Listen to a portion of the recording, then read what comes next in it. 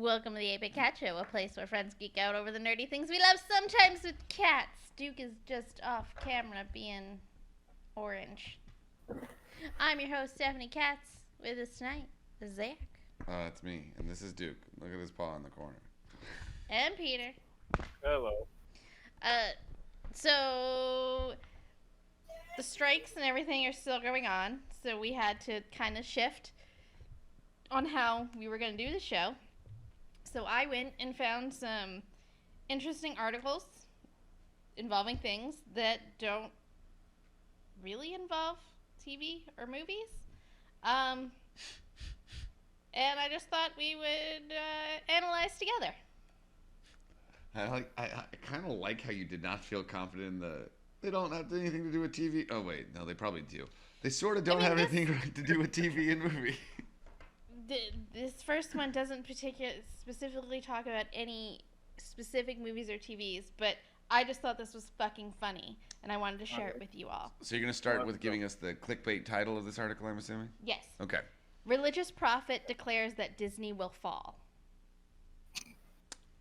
You know what? Most people do treat Disney like a religion. So is he a prophet for Disney, or what religion is he a prophet for? Also, I didn't realize we currently had prophets going on.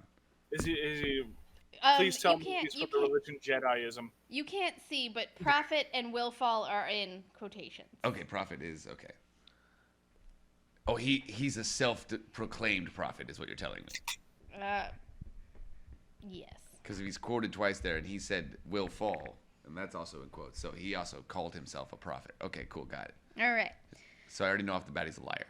The Walt Disney Company has been through a lot of ups and downs in recent years, with the downs seeming far more common ever since the COVID-19 pandemic began in 2020. The CEO of Disney at the time, Bob Iger, was also replaced by now... Oh, I'm raising my hand. Sorry, sorry. I didn't want to interrupt, but I wanted to raise my hand. I didn't see. I already have a serious problem with this article.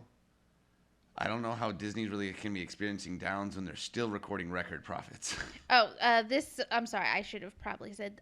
This was posted by DisneyFanatic.com on August 12th. So it's an editorial. Got it. Cool. Sorry, yeah. Okay. This is not actual reporting. This is somebody talking shit about somebody. All right, now I'm really here for it. Let's do this. Okay. I'll stop in between the blurbs so that you can discuss. The CEO of Disney at the time, Bob Iger, was also replaced by now former CEO Bob Chapek, who was famously disliked and who was ousted by his predecessor in a dramatic shakeup when Iger returned from his semi-retirement to take back the reins. However, CEO Bob Iger has been dealing with his own bad publicity lately, especially as it pertains to the ongoing WGA and SAG-Aftra strikes. With his infamous comments about the strikes leading to tremendous backlash and a swift tune change on his part during the most recent earning calls for the Walt Disney Company. That's just a picture of him with Mickey. I'm just trying to figure out what's going on here. I thought we were talking about some prophet. We haven't gotten there yet. Well, they're giving you the... Well, I know Disney's all freaked up. Where's the next part? Okay. The giant will fall. During that call, Iger seemed optimistic about the future of Disney, despite tourism dips due in part to the DeSantis battles, and boasted about the success of his 7,000-person layoff plan. But a self-proclaimed religious prophet has apparently just had a vision about Disney's demise and has gotten a message from the Christian God declaring that the Walt Disney Company will become extinct soon. We could stop. All right. Okay. Well, so that's not happening. Before we go any further. Oh no, I guess I do need more context because I'm gonna need to know where this quote unquote religious prophet lives currently. I'm guessing Florida, and he's probably a staunch Republican who voted for Ron DeSantis. Hey, butthead. As a side note, it is kind of hilarious that Ron DeSantis has basically been begging Disney to stop suing him because it's been not going well. Oh no, he's going to lose that so bad. It's going to be very funny. But the real problem is they do kind of need... Because I don't think Disney sued him personally is the problem. They sued... Oh, no, they're not. But he basically is begging them to stop doing it. No, but that's what I'm saying. Was the part that I liked. I would have preferred that they sued him personally because they're just going to bankrupt the state of Florida because they can pay their lawyers more than the state of Florida can, and they're going to lose. But DeSantis is too much of an idiot to not stop fighting it. Yeah, isn't that like his motto? Yes, no, 100%. I think that's his thing, is that he's going to fight till the end and bankrupt Florida even more so than it already is, morally at least. It's fine. In the next like 20 years, Florida's going to be underwater. Nah, they've already proven that. The Everglades are on the edge as well, and Miami's not going to be happy to live in, but most of the rest of it's fine. So tell us more of this insane person. I'm sorry, religious prophet. No, you're good. Yeah, sorry. This You're supposed to use quotes. Religious prophet. Come on. In a Facebook post, a Florida resident named solid. Jenny Weaver reported that she woke up to a very clear message about Disney.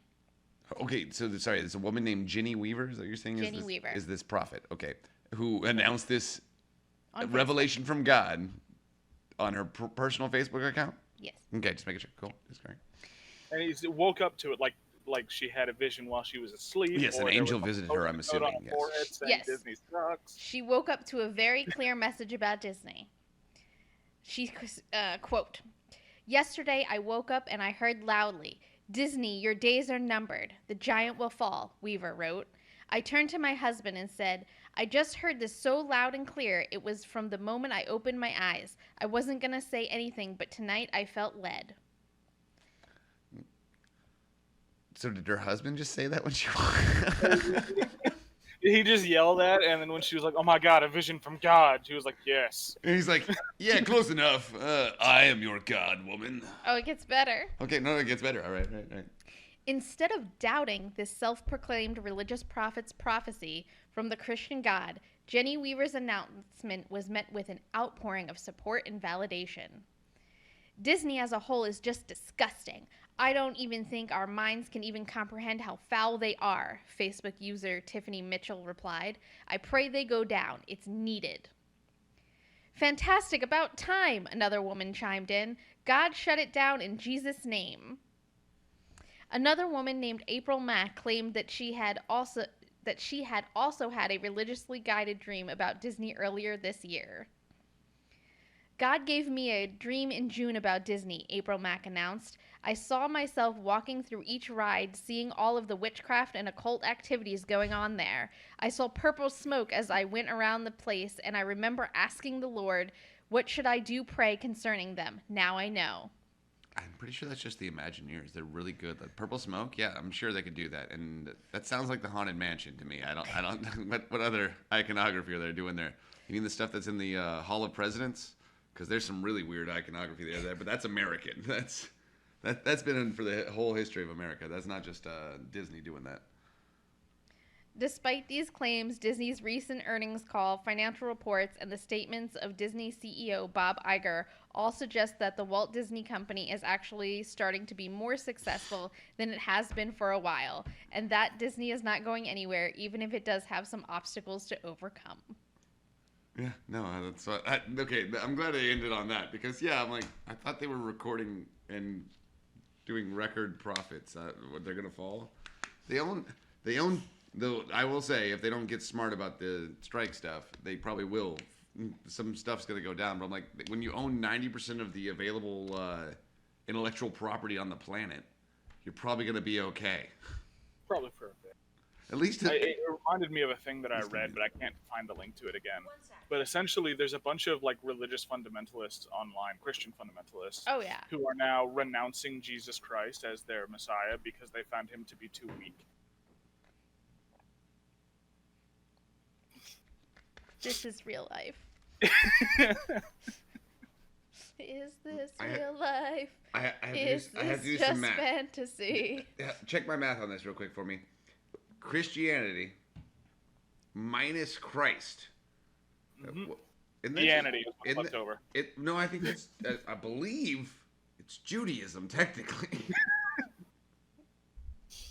Well, you'd have to take away a few other things, but yeah, technically. Isn't that really the main thing that changes between Judaism and Christianity? Is that whole New Testament vibe there?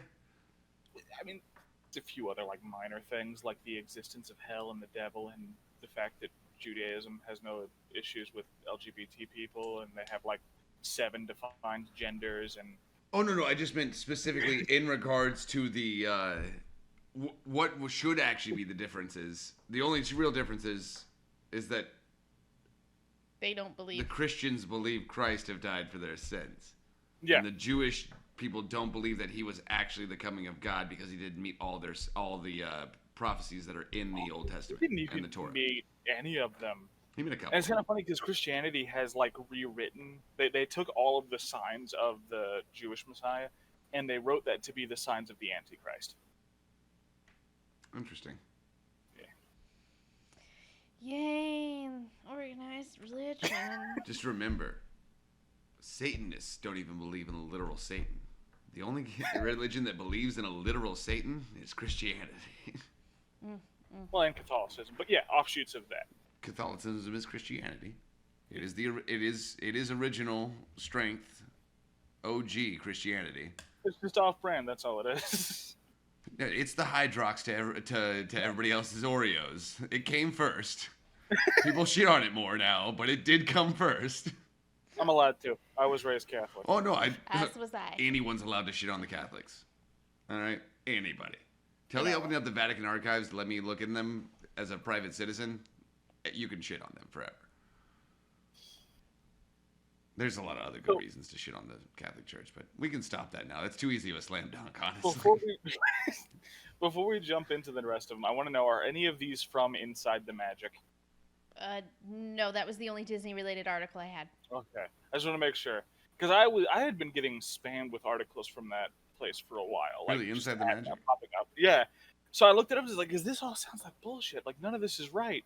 And apparently this used to be like a really reputable source, but is now just full of a bunch of people lying. It's basically the National Enquirer. Well, a lot of it, too, is just like opinion pieces and well, yeah, but there was that one time that like, a decapitated head was found on the Pirates of the Caribbean ride, and then they were talking about an animatronic. That's not an opinion piece. No, that's clickbait. Them being an asshole. That's clickbait. It was technically a severed head. It was a severed robot's head, but it was a severed head. I'm telling you, Skynet's not going to be happy about it. No, they're going to be a little less than thrilled.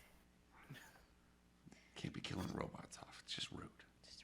With the rise of AI that we're coming to, come on. The singularity is almost here, y'all. Look, if we're being really honest with the quality of AI that currently exists, if you truly believe that it'll be able to stop humanity... Oh, no, we're okay right now. The real problem is we're like 8 layers down in simulations anyway because we don't actually exist. So it's really hard for us to get an AI smart enough to beat the levels of the programming that we're under based on the AI that we're running. So it's hard to do it. It's just rough. Statistically, it's more likely that we're a simulation than actually real. So how many conspiracy theories are we going to be throwing out today? I'm just saying, that's not a conspiracy theory. That's an optional version of the universe. That's not a conspiracy theory. That's statistically, it would actually make sense. Though they did say aliens are real again.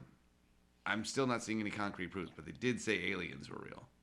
Well, I mean, it's clearly the concrete proof is that aliens totally built the pyramids, and I love that show. That's why they're shaped the way they are. The evidence that show uses like in-burst pictures of the pyramids to make the evidence fit, and it's infuriating. Oh yeah, no, the show is just entertainment. It's not actually real. But of course not. No, I'm talking about the hearings in front of the special congressional committee where the guy from the CIA came out and was saying stuff again. But I'm like, he says a lot of stuff, but offers no actual proof yet again. Yeah, it's almost like it's to make people think about that instead of what they're actually doing. Again, if you're gonna come out, that's a known tactic. So he's like, I've been authorized to say that aliens are real, but everything that's any evidence to prove that aliens are real is classified. I can't talk about that. Sorry. I love the memes that came out after all of that, where it was like everyone, government, aliens are real. Everyone, cool. Can we do something about inflation? Yeah. They only admitted to it because they were worried everyone was going to actually try and storm Area 51. Remember when that was almost a thing? That was a while ago. That was a while ago. 5 years ago. Yeah, but things go in cycles. Who knows? Maybe they're planning to do another Naruto run attempt. If you run with your hands backwards, you go faster. The machine guns won't hit you. Everybody knows that. Come on. Yeah, Peter. God, Peter. I was most thrown when someone actually said there was a scientific reason for why they run like that in that anime. No, there's an animation reason for why they run like that. It's a lot easier not to animate arms moving. It's so much more simple. Basically, they run at super speed, so it cuts down on wind resistance. Oh no, I heard that argument. No, the real reason they do that. Yeah, because it's easier to do. It's because you can animate it a hell of a lot easier, and they can look like they're going very fast. Yeah, that's also the way they do it in. Actually, they don't always do it in Dragon Ball Z or any of those fighting animes. Normally, they're out to the side instead of backwards. Out to the side, that's actually. Mostly Goku when he's younger because he's an idiot. Oh yeah, but they actually do animate some arm movement sometimes. But yeah, it's really all about frame saving. It's about cutting down costs. Yeah. So this is comic related. Skipping over. All right. Was reported by IGN. This makes me a little sad, but apparently, Batman and Catwoman are going to become mortal enemies in the Gotham War. Yeah, it's because he won't go down on her. Whoa, now.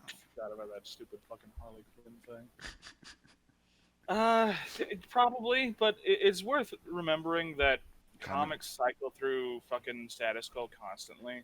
So yeah, they'll be mortal enemies for like maybe at most a year, and then they'll make back up. And which universe is that running in, or what comic book run is that running in? Is that going to be? I would love to tell you. Yeah. All right, continue. I guess we weren't just doing she was going to give us more of the article. All right, fine. Well, yeah, but this was the pattern. We get the title, then we get more of the article. But again, we all know it's because he won't pet her kitty. But the way he said, I'd like to know what comic book run that was going to be in, like I wasn't going to tell you the rest of the story. All right, Casey Kasem this thing. Give me the rest of the story. Catwoman has slowly evolved from one of Batman's fiercest enemies to one of his closest allies. They even almost got married a few years ago. But all that looks to change in DC's upcoming crossover Batman-Catwoman, The Gotham War. The new storyline kicks off in an opening one-shot issue called Batman-Catwoman, The Gotham War, Battle Lines No. 1. DC has now released a preview of that issue, which you can check out in the slideshow included in this article, which I will link in the show notes if you want to see the pictures. I do.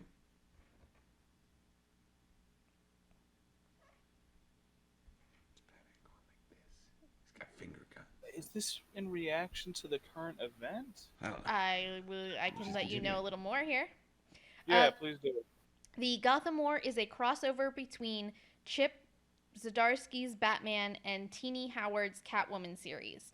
As this conflict begins, Batman is returning to Gotham following a prolonged absence, and he's surprised to discover that crime is down across the city. But when he discovers that this drop is due to Selina Kyle taking the reins of the criminal underworld, these two ex-lovers are locked in a collision course. From the moment Teenie and I started working on these titles, we realized we had a huge opportunity to build towards something that would shake up the power structure of Gotham City, said Zdarsky in a statement. The Gotham War is just that. Relationships explode, relationships are formed, and it all leads to massive changes. Being able to make these kinds of big swings together has been extremely exciting. Comics thrive on team-ups. Whether it's a team of creators or a heroic partnership, all of my favorite stories are about two strong personalities and the space between them, added Howard. On the page, we've got one of comics' greatest love stories, the world's greatest detective and the world's greatest criminal, and they both love Gotham City. But the course of the true love never did run smooth. Okay, I have a slight issue with world's greatest criminal. And also, Battle Lines No. 1 was released. By the time this comes out, it'll already come out August 29th. And then the crossover continues in Batman No. 137 on September 5th and Catwoman 57 on September 19th. Wait, Catwoman is the world's greatest cat burglar, but I wouldn't say she's the world's greatest criminal. Though I guess apparently she's somehow managed to organize and coalesce the entire Gotham criminal underworld. Maybe she is. I mean, yeah, from the sounds of it, it's she taught them to be better thieves, so there's a lot less violent crime. Yeah, you know what? Honestly, that sounds like a win. Cut down on Still violent crime and Batman's solution of beating the shit out of a bunch of henchmen for no reason. and then sending their boss to basically a revolving door mental hospital. Right. I mean, he realistically, before he lost his fortune, I don't know if he's gotten it back yet in the comics, but Bruce could have solved the crime problem in Gotham a bunch of other ways that would have been infinitely more effective than Batmaning. With comprehensive socioeconomic programs, you mean? Yeah. And sound investment in infrastructure and job creation. So I saw a list where it's like, oh, certain members of the Bat family are siding with each one, but the only person who I'm seeing who's supposed to be siding with Bruce is Dick Grayson. Dick? Yeah. Coming back from Bloodhaven? Kind of surprises me. Well, he's been back from Bloodhaven. I should go back to Bloodhaven, honestly. I think he'd get in a lot less trouble. Because it lists Dick would side with Bruce, and then the people siding with Selina are Cassandra Cain, Stephanie Brown, and Duke Thomas. That's a lot of members of that group that aren't listed. Yeah, I'm missing like 3 different Robins. Yeah. That doesn't include Batwoman. That doesn't include any of the Gotham Knights. No Tim, no Damian, no Jason. Damian will totally join Catwoman, though, is the problem. Damian's definitely going with Catwoman on that one. Fuck you, Dad. You're wrong. I don't think Damian would side with Catwoman, actually. Oh, because I think if he sides with Catwoman, that's a lot less beating people up at night. No, but I think he'd get into her organization and then try and take over. And he's like, I'll just be the criminal now. Thing, actually, yeah. I'm just gonna be the criminal mastermind now. My grandpa could do it. I can do it. And given that this is the exact plan that Jason tried in Under the Red Hood, Jason would probably also side with Catwoman. If he gets to shoot guns, he's in. He doesn't even use guns anymore in the comics. Yeah, but because Bats doesn't like him using guns. Like I said, because Bats doesn't like him using guns. So yeah, now he uses the really ironic crowbar. I don't even know if Tim's even Robin anymore. He hasn't shown up in the comics in a hot minute. Yeah, because everybody's obsessed with Nightwing's ass. Neither has Batwoman, actually. She hasn't shown up recently either. Dun dun dun. They're the 2 gay ones. That's why. Wait, who's the other gay one? Tim Drake is bisexual. Oh, he's not gay. He's bisexual. He's not. It's a spectrum, Peter. Stop labeling him. Jesus Christ. My God. That was fun for me. I'm sorry. that was pretty good. But yeah, it's somewhat suspicious that those are the 2 that have disappeared. But yeah. Yeah. Honestly, I don't even know if I would go so far as to say he's just bisexual. I think he'll fuck anything that'll let him fuck it. You're taking. I mean, he was into Superboy, right? Before they had him canonized as bisexual, he definitely liked Superboy. Oh, for sure. Yeah. Remember when he went insane on his death and tried to clone him, obsessively? Yeah, it got weird. Yeah. Shit got weird. Probably shouldn't have been doing that, bro. This shouldn't have been a surprise to anyone that Tim was coming out as bi. Yeah. So, well, I guess I actually am intrigued by a Batman versus Catwoman thing. They haven't really been versus each other in a long ass time. He kind of playfully slaps her on the wrist and goes, "You shouldn't be stealing stuff still. Thanks for helping me defeat the Joker." Shit, she's up until now, I guess she's been a member of his team. She's not even really a villain anymore. Oh, no, yeah. Like I said, she still steals shit occasionally, and it does frustrate him to no end. She's like, "But I gave the proceeds to charity," and he's like, "Fuck, what?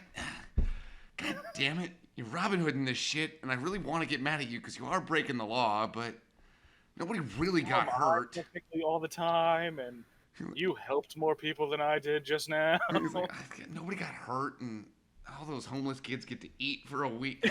Fuck. A hard time getting mad at you, Selena. Get your shit together." If they were to do a conflict, I do prefer this than what they did with Black Cat in the Spider-Man comics when they wanted to make her a villain again. which is just when Otto was in control of Peter's body, he was kind of a dick to her, so she hates Spider-Man now. That's dumb. I forgot how dumb it really was. I'm like, didn't she get like mind controlled? No, Peter technically got body controlled. Yeah, and Otto took him over for Superior Spider-Man, and then Otto was kind of mean to Black Cat. Because he wanted to get his job done. He's like, I don't fucking know you. We have no character development with each other whatsoever because I'm Doc Ock. But I can't tell you that. Yeah. Superior Spider-Man was some weird shit, too. I did look into it. It does look like it's in reaction to the current Nightmare ongoing event. I guess that traumatized Batman and Catwoman in some weird way that they're now going to these extremes on how to rid crime or Gotham of crime. Maybe they'll finally do something that'll work. Of course they won't. Sorry. I got hope. You know what would work is just if Bruce called Clark for a bit, like, hey, can you just cover Gotham for a week? And then that would probably help things quite a bit. Everybody would be in jail by the end of that week. Yeah. See, Metropolis seems pretty nice. The only thing that really I don't think anybody ever robs a bank anymore in Metropolis. The only thing that happens is this giant supervillain tries to blow the whole thing up at once. And even that's not happening right now with Lex kind of being redeemed in the comics. Almost being helpful, at least. Almost. He's not as definitely not as hurtful. He is being overtly helpful. Yeah, that means he's up to something. Everybody knows that means he's up to something. You're not wrong. Most likely it's going to be revealed as some sort of evil plot. But they are definitely writing it like a redemption arc. Again, just like when he became president. Everybody's like, oh, he's going to be a good guy. No, he was doing that to fuck things up. I mean... But he did do some really good things. It's the real problem. He did do some really good things in the way of it. I think the thing that seems the strangest about this one is the fact that he gave his company to Superman. LexCorp doesn't exist anymore. It belongs to Superman. It's been rebranded as Supercorp. He's got an ulterior motive. He's trying to make almost certainly. He's trying to make Superman look bad from the back end. He's gonna somehow some research is gonna leak that this is what Supercorp's been doing the whole time.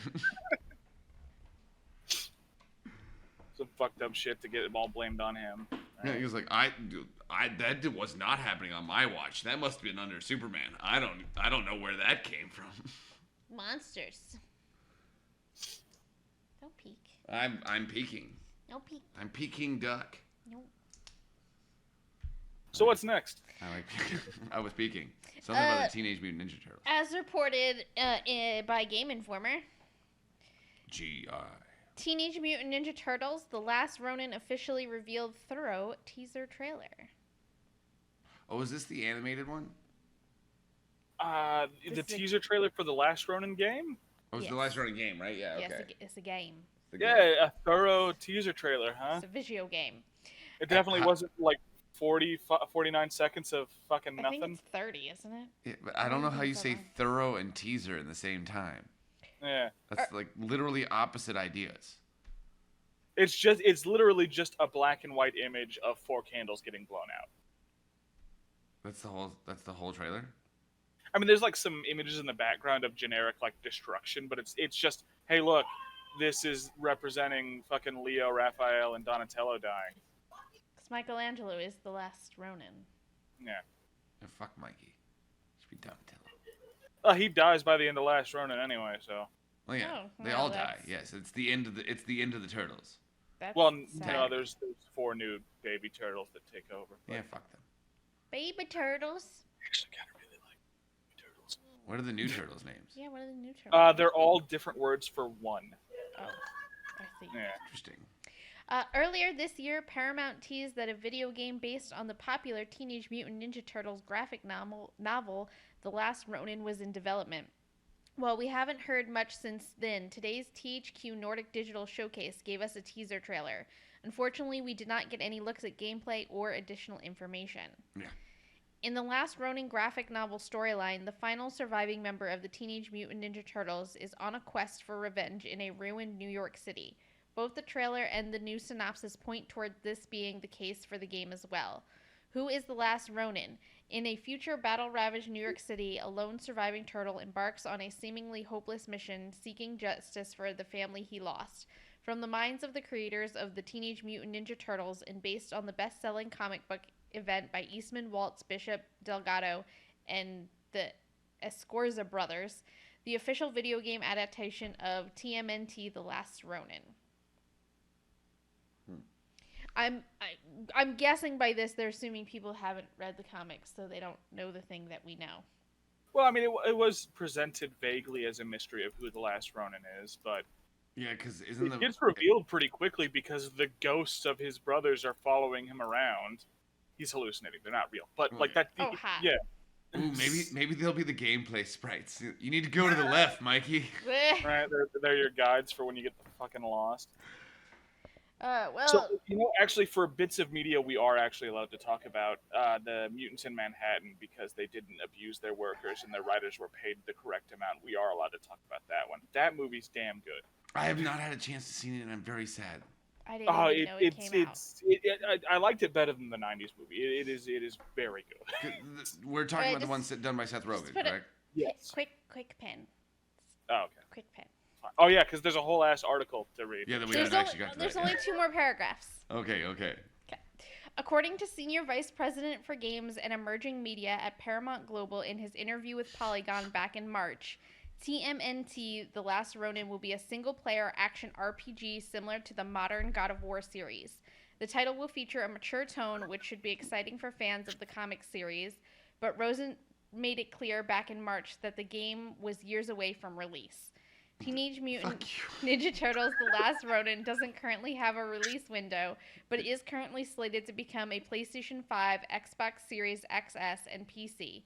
For more information on the Teenage Mutant Ninja Turtles in gaming, be sure to check out our review of TMNT Shredder's Revenge and our in-depth impressions of TMNT The Cowabunga Collection. Yeah, no, they haven't even fucking started developing that goddamn game. Jesus Christ. Unpin, you can talk about the movie now. Jesus Christ. I really hope that Kratos, like that Mikey just looks like Kratos, but with like a turtle shell on his back. Yes.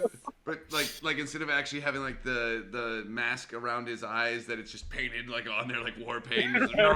Yes, would love that. That'd be great. Hey, I would be really interested in him just absolutely fucking some people up, and like I want this game rated like M. Okay, I don't even want it rated T for teen. I want it rated M, yo. I'm pretty sure it's going to be rated M when it said the game will take on a mature tone. I'm just saying, they could dumb it down and get it to T, but I'm saying it needs to be in the rated M game for sure. Yeah, I mean they're probably gonna do like they did with the last Arkham game. I never played that one. It was rated M for mature. Really? Yeah, but it also blew. The first two were pretty damn good. Arkham Asylum and Arkham City were fucking good. I mean, yeah, but that doesn't discount the third one being not good. Oh no, I believe that. Though I really do want to see this new Ninja Turtles thing. Where is it at? Mutants in Manhattan? Yeah. Is it not still in theaters? Oh, I didn't know. I believe it's still in theaters, yes. Yeah. I have not had a chance to see it That's yet. That's why I said I didn't even know. But it was written by Seth Rogen, who I know loves the fucking Teenage Mutant Ninja Turtles, so it's definitely going to be treated with respect. And the fact that he also cast himself as Bebop is great. Forgot about that. I mean, it's the second time he's played a warthog now, I guess. Right. I was about to make that joke. Technically third because of the like he plays Pumbaa again in the Rescue Rangers movie or the Chippendale movie. Yeah, but he does, it's like the same warthog though. It's the same warthog. Yeah, but I mean, I did not realize that John Cena's Rocksteady though, and that's fucking funny too. That is great. That's solid. I mean, it's kind of easy to miss because Bebop and Rocksteady are definitely in the movie, but it's not like they're talking a bunch. No. Oh shit, Jackie Chan is in this fucking movie? Yeah, he plays Splinter. What the fuck? So it leans away from a lot of the more recent stuff. Like with Splinter is the reincarnation of Hamato Yoshi, and that's why he's so good at all this. He teaches them to be ninjas based off of exercise tapes and stuff. I was gonna say like old Jackie Chan movies would be fucking funny, honestly. That would have been great. Actually, I would have loved that. That would have been better. Jackie Chan and Bruce Lee movies. Like, this is how you be a ninja. Watch this guy. And then they just fight people with ladders the whole time. All 4 of the turtles actually act like kids now, like they should. Like Teenage Mutant Ninja Turtles? Yeah. The action's really well done. The animation is ugly, but in a very pretty way. Like, by design, the human models are all kind of nasty looking. Ooh, Donatello got top billing on the IMDb page, though. They're all so great. But Donnie's really good, too. Donnie's my favorite, always. Honestly, the only part of this movie that I did not like, it's because it's been like a weird trend with the Turtles lately, is that the inciting incident of the movie is that one of the Turtles has a crush on April. And I really don't like when they make the Turtles want to romance April. No, well, I guess... It's not weird or anything. In most of the cartoons, they all have a crush on April. Oh, yeah, no, it's with the implication that it might actually go somewhere. Yeah, like I was saying. That's usually a throwaway joke, but then kind of it's not really addressed ever again. I would say in pretty much every version of the series, they all have a crush on April, and April's like, yeah, I'm going to talk to the human over here. See y'all later, boys. It was nice. The monster. So, Casey, how you doing, Jonesy boy? All right. Let's see, the 2012 cartoon, it was that one. Donatello has a crush on her, and they actually end up together. Yeah, they kind of that one was awkward too. In the Michael Bay movies, Mikey has a crush on her, and while it doesn't go anywhere, he maintains that through both movies. Now those movies are bad for a lot of other reasons. I have still one of them. I still have not and will not, because I refuse to ever watch those movies. I have seen clips of those movies. When Michael Bay decided that, I mean, I know he technically changed it back because of backlash due to what he said but when he wanted to make them not teenage, not mutant, and not turtles, I had a problem with it because they were even still barely ninjas. I think Peter froze. Peter definitely froze. The internet cut out for me. Hey, there he goes. There he is. Yeah. All right. But yeah, when I knew that I would never watch those movies once Michael Bay, the first time he said it, I know supposedly he changed or whatever, but when he said, like, yeah, they're not going to be mutant or teenage or turtles, I'm like, yeah, I don't need because the idea was originally they were going to be like aliens. Yeah, full-grown adult aliens who also are ninjas for some reason too, though. I don't know why, but... What is it with him and aliens? Well, to be fair, the Transformers are like aliens. But... They are aliens. He didn't put a single alien in Pearl Harbor, okay? We don't know that. He might have had some in the background. Yeah, you can't prove that. He's like, they were actually in the Arizona when it sank. That's why we don't see aliens anymore. But I've seen clips of them, particularly when they announced that Casey Jones was going to be in the second one. I looked up the scenes and was like, oh, they cast Stephen Amell. Oh yeah, they did, didn't they? He doesn't look anything like Casey Jones. Wait, they cast Stephen Amell as Casey Jones? Yeah. Yeah. I forgot about that. Again, I have tried to avoid as much of these movies as physically possible. I watched both of them. Really? In the second one, Casey Jones is played by a terrible actor. And I like Stephen Amell. Character motivation, you shouldn't. His character motivation, he's a bad actor and an asshole. What did he do? All sorts of bad stuff. Yeah. He's a dick. But his character motivation is that he wants to be a detective. That's not Casey Jones. No. That's bad writing. That's bad writing. That's why I was excited. That's why I was excited about the Seth Rogen movie, because I knew that he would try and care. Oh, he fucking nails it. Can we go back? Okay, we're going back. Why is Stephen Amell an asshole? Well, for the most recent reason, the massive bit that he's been throwing about people going on strike for better wages. Go on. I mean, do you really need more at the moment? Well, what did he say? I don't know what he said. He said that it's a distasteful tactic, and he wishes that people wouldn't do it. But wasn't he on the picket lines? I don't fucking know. I'm pretty sure he was. If he was, then he's breaking the rules by still making these appearances. What appearances? He's still working on his shows and shit. Well, maybe they had permission to work on them. Is he even in SAG? I'm just asking for some evidence. I'm trying to find some evidence for you. Give me a second here. Good Lord, woman. Stephen Amell clarifies anti-strike statements. All right, so here's what his publicist told him to say.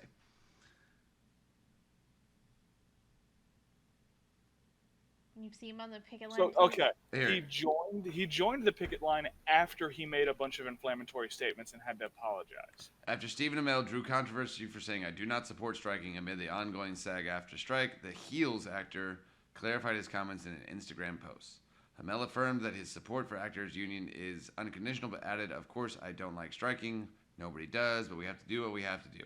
In addressing his prior remarks about striking being frustrating and a reductive negotiating tactic, Amell wrote, "I'm an actor, and I was speaking extemporaneously for over an hour. I emote, but I certainly don't think these issues are simple. Our leadership has an incredibly complicated job, and I am grateful for all that they do. Despite some of my terrible early acting work," hey, at least he acknowledged it. "I assure you, I'm not a robot. If you have to say it, just like Mark Zuckerberg, if you have to say it, I believe you less." Yeah.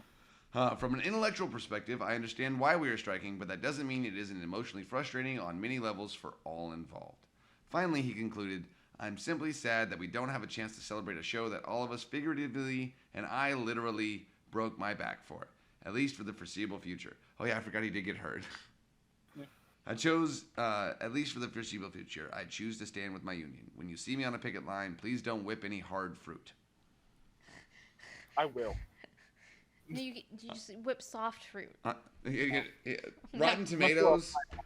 Rotten Tomatoes, heads of cabbage you're fine with, but just no no apples, watermelon, nothing with a pit. Melon? Nothing with a pit. Nothing with a pit. So what I'm hearing is I need to arm myself with avocados.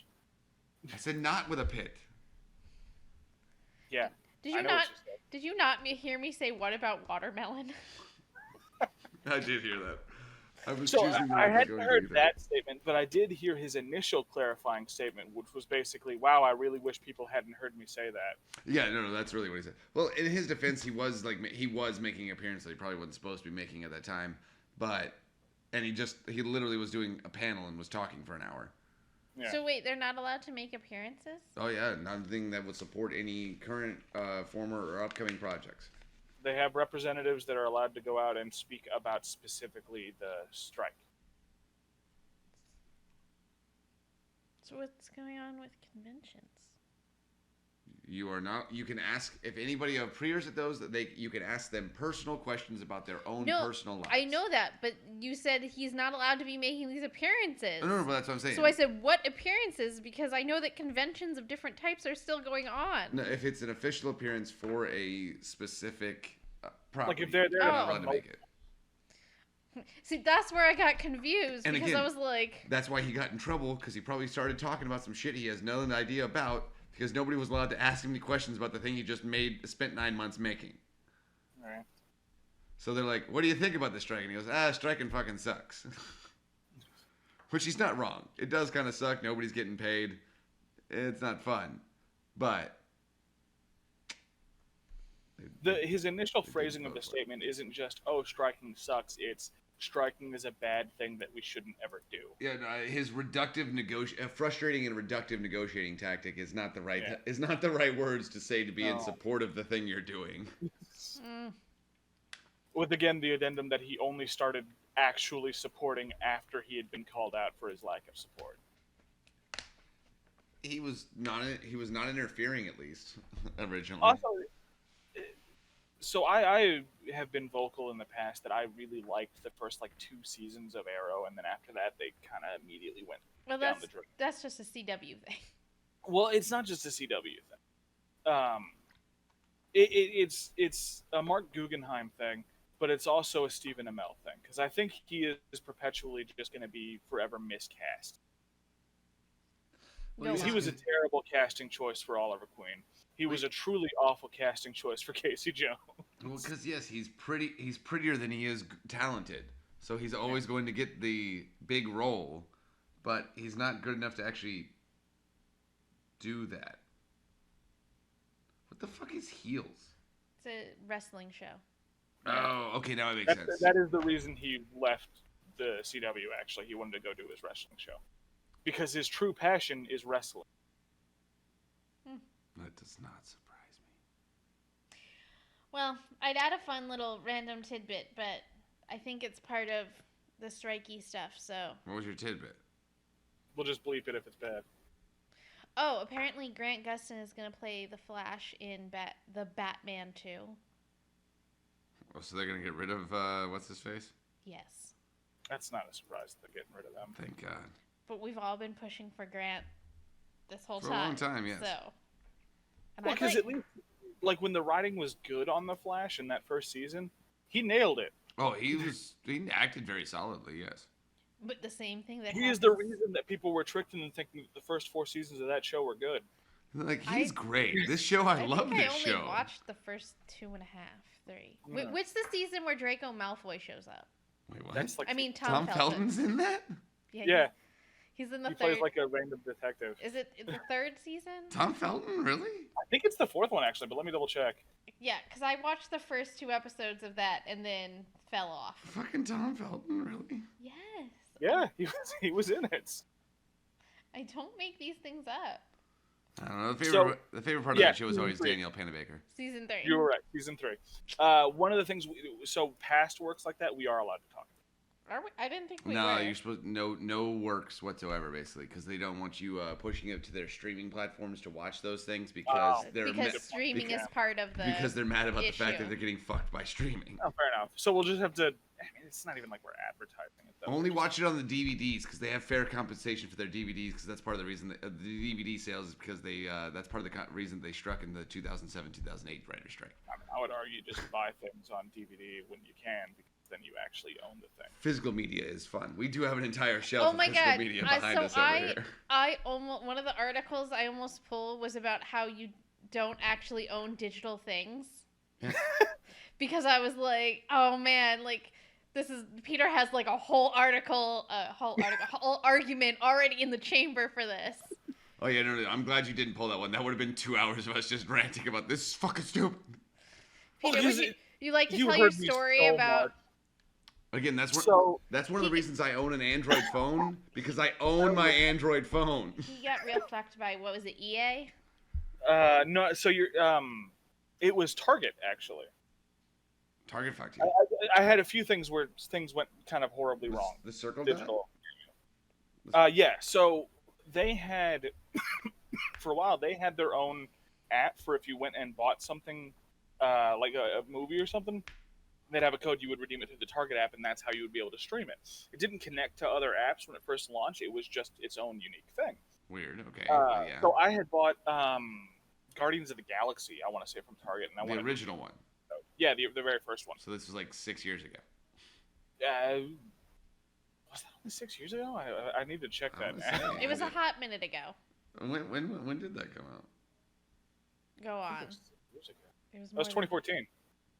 That's like 9 years. God, that was 9 years ago. Jesus. Yeah, it was 9 years ago.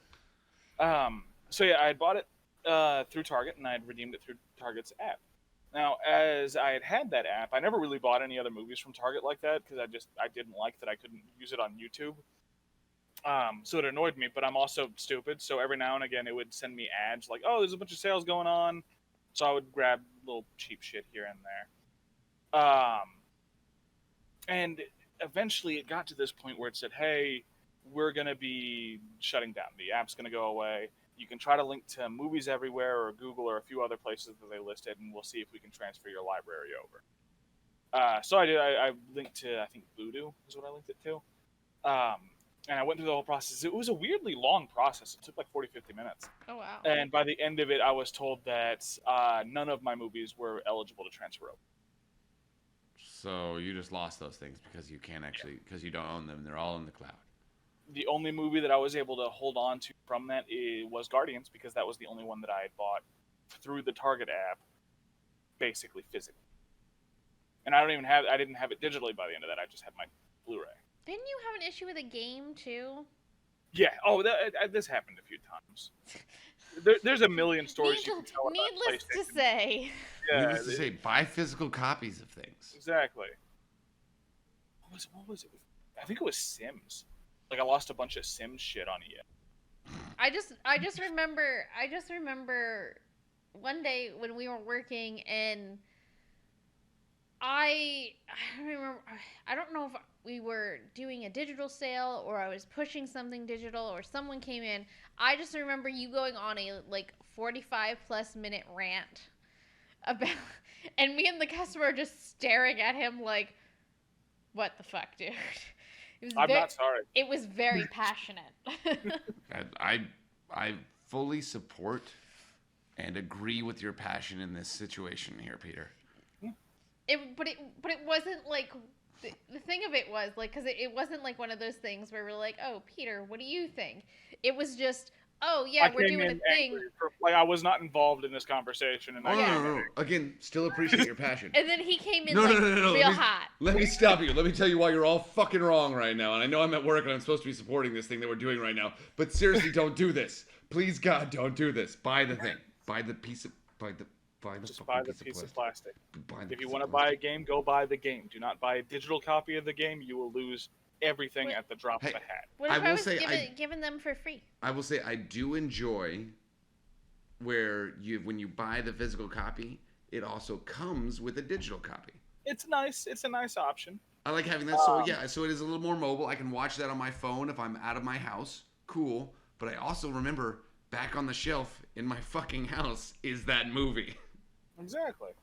So to answer the question of what if you were given a free digital copy, I don't give a shit. If you were given a free digital copy, cool. You're not going to lose money if it suddenly decided that you're not allowed to have that digital copy anymore.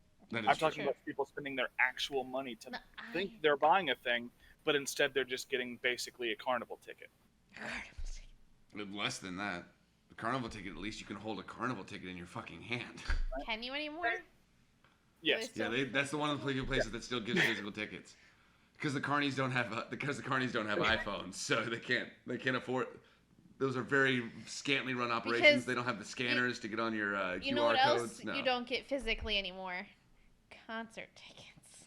I am actually still upset about that. Yeah, that's weird. People like that. You still get fucking physical movie tickets.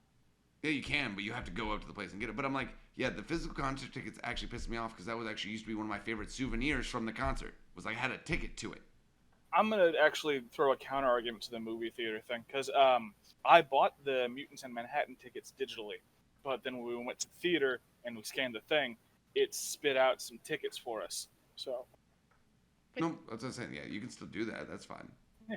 I do that at the airport every time. But I like a bookmark for my book, so I always print out my boarding pass so I have a physical thing. But even, I mean, it works out great. It's so nerve-wracking, like especially when it's something like, you know, like take the Taylor Swift concert for example. Like we didn't actually get even the digital tickets until like 48 hours before the show, and it was very. It was almost a week before the show. We got them on the Sunday before the show. What happened on Saturday or Sunday? You know, I've got actually a more recent example. Because I drive a lot, so I've always, like, I would use whatever apps I could to get music and shit to listen to. And one of the apps I would use, because I always had Android phones, was Google Music. That app went away. That annoyed me. Like, that went away like 5 years ago at least. 5 years ago, right? And it transfer your owned library over to YouTube Music. But then you had to pay for YouTube Music. You did not have to pay for YouTube Music to use your owned library. Oh, well, I need to check my YouTube Music. It would play it without ads. That being said, they removed any sort of sorting system for the various albums you might have bought. So it's all purely alphabetical.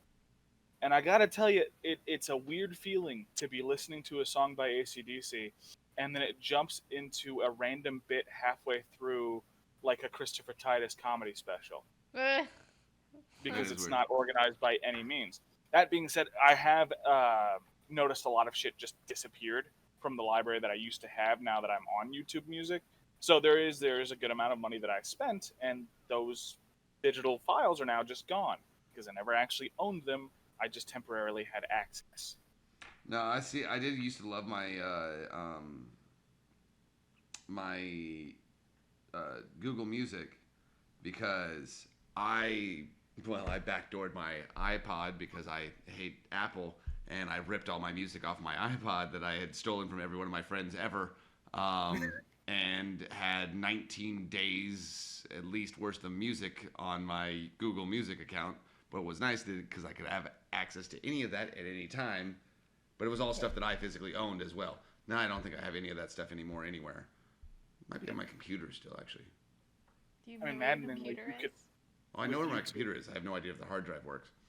When they were shutting down Google Music, they even you could have turned update off on the app, but they would have forced the update through to shut down the app for you. Yep. They made you go to YouTube Music. You could not hold on to Google Music. And that's when I stopped using it. Yeah. Now I have YouTube Music. I have the subscription and everything. It I'm not gonna listen to the fucking radio.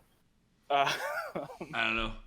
I'm gonna say don't listen to this Spotify, but I use my mom's Spotify account, so I use that shit all the time. It's great. So, yeah, I grabbed it. I feel out of necessity since over 50% of my day is spent driving. It's like I just want to have something to fucking listen to that's not the radio. I wish there was more audio books on Spotify. That's my only problem with that. Get Audible. I mean, that's fair. Yeah, it's a whole nother extra thing that I gotta fucking pay for. I ain't doing that shit. Well, technically, you can get Audible for free. You just aren't going to get them all. So you'd have to spend money to buy the books. Yeah, and I don't want to do that either. Then just look up audio dramas on YouTube. Yeah. They have all of the old Star Wars books and shit. There you go. Again, I'm aware.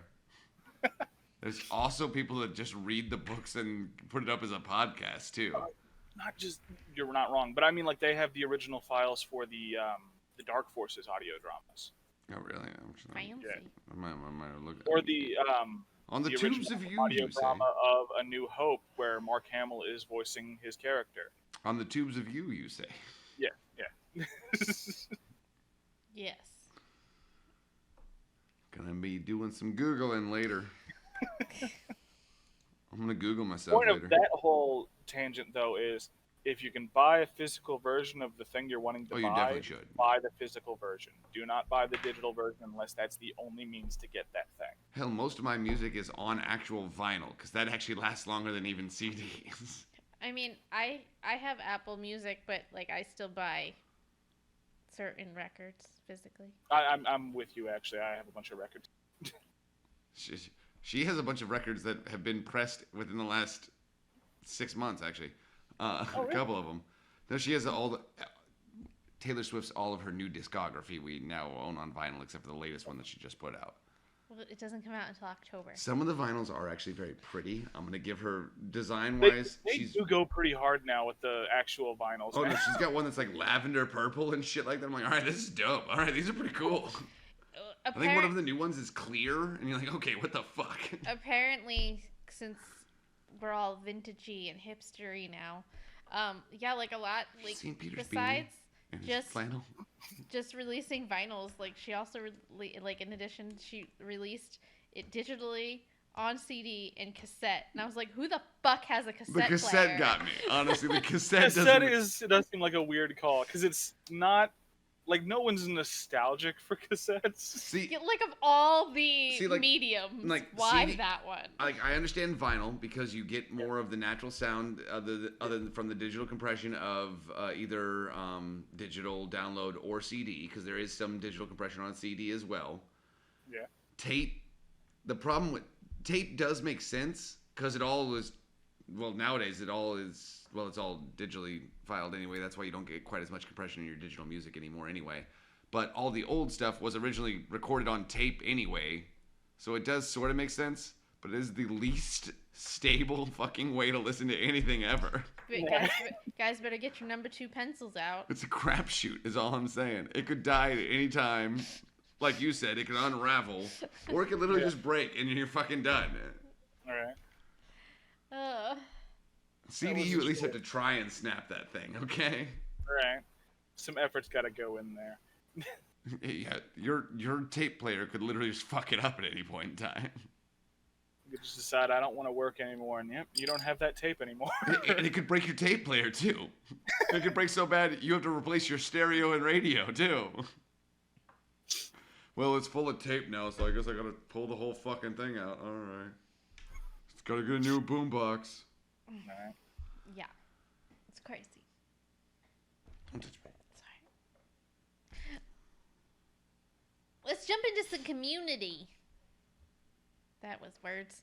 You mean that one person that ever talks to us? Yes, J Gilmore 42. I'm gonna read it because she did write to us, but because of our imposed you can mention if they asked we're gonna watch something. I'm just gonna read it. Hey guys, welcome back. This is from like a month ago. Sorry, we left again. We had to rethink things. Hey guys, welcome back. In light of the writers-actors strike, will you watch Ahsoka? Will I? Yes. I've been waiting for this series along with Echo to start. While support. What's Echo? That's the one with the deaf girl from. Yeah. Oh, okay. No, sorry, I was lost. I'm like, they have a Star Wars property coming out called Echo. What the fuck is that? No, it's Marvel. I feel like Echo Squadron if they were doing Star Wars, man. I'm like dope as hell. I want to know about Echo Squadron. Rogue Squadron was great. What the fuck is Echo Squadron? While I support the writers and actors for what they are trying to do, I get it. AI is bad and the demands are warranted. I recently rewatched iRobot. My head hurts from all the overthinking I did after watching the movie again. Futurama has returned, and to me, they haven't missed a step. Thanks, Jay Gilmer. Futurama is back. I agree with that. Yeah. I have enjoyed what I've seen so far. I think so far it has been worse than the Comedy Central seasons, but that doesn't mean they won't get better with time. That's what I was gonna say. I'm like, it is still. I think they're getting a walking start before they start running. Hopefully, is what I'm hoping there. That they're easing back into it just a touch. Yeah. What? As for Ahsoka, no, I'm not gonna watch Ahsoka. I don't plan to. I just want to see Thrawn. I'm sorry, I love those Timothy Zahn novels so much, and I know that it's not what. Good. I know that that's not really what they're doing, but they are stealing from the best. They're cherry picking some of the really good stuff from that, at least for his character. The actual timeline of it isn't the same. You don't know anything yet. Okay, I'm talking about what we got of Thrawn in Rebels. Yeah, I'm pretty confident they're not adapting Heir to the Empire. So.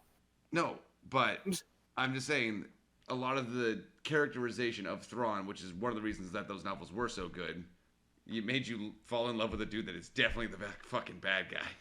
Right. Definitely the fucking bad guy. And as for the excitement with Echo, I don't know about you guys. I'm kind of Marveled out. I don't really want to see any more Marvel stuff. Yeah, I think we've said that a couple times already. Like after the only thing that's gonna get me to watch it if there's some fluke and Hawkeye season 2 gets announced. You hear that, Disney? That's how you get my support back. Hey, maybe Echo will just turn out to be Hawkeye season 2, and they fucked with you again. Speaking of things, of buying physical things over whatever, Disney did just announce that they are releasing Steelbook DVD editions of Loki, WandaVision, and The Mandalorian. But not Hawkeye? Not Hawkeye. Well, but also... If they had a purple Steelbook, that'd Hawkeye, be baller as shit. But also, Hawkeye came out way after those, so maybe it's just like the first... It is just the first set of them, because it's like the first set, it's the first season of The Mandalorian, I'm assuming. Yeah, it's all the first season. There's some inherent danger in that, because if they do release a Blu-ray for Hawkeye, I'm just going to buy that and then cancel my Disney sub. Well, I noticed very recently that I kind of had this point of like, I'm not even opening the Disney app anymore unless it's just to watch Hawkeye. How many times did you rewatch that show now? I don't know if that's important. Oh, I think it's very important. I'll let you know if I see anything. I need an estimate. Peter. A lot. It's definitely in the double digits. I mean, there was one time The show's not that good. The man likes what he likes. Are we gonna count times if I have it like on in the background? No, those don't count. Okay. Because there was at least one instance where I was cleaning the apartment and I had it go through twice. The whole series? Twice? Yeah, I mean, I know it's not very long, but Jesus. Yeah, it's not long. No, you were listening to it actively the whole time. That counts. That counts. And for 2 viewings? Okay, yeah, exactly. So that counts. A lot. I can't give you an estimate. I mean, I think I've watched all the way through Brooklyn Nine-Nine like twice like that too, and that's like 7 seasons. I just introduced a couple people to that last night. The only thing I ever do is I show them like it's like the opening scene of the opening scene of the first episode, and I'm like, this is the tone for the entire show. If you like this part, you will like this show. I mean, there's a bit of a shift in like the last 2 seasons. Oh yeah, because they start growing up a little bit. But no, pretty much the whole show is. Do you like five prisoners in a lineup singing "I Want It That Way" by the Backstreet Boys? And then it turns out one of them murdered the guy's sister that's standing there. Number five is the one who killed my brother. Oh, I forgot that's why we're here. Oh God. Oh my God, I completely forgot about that part. Well, that's gonna bring us to extra bits.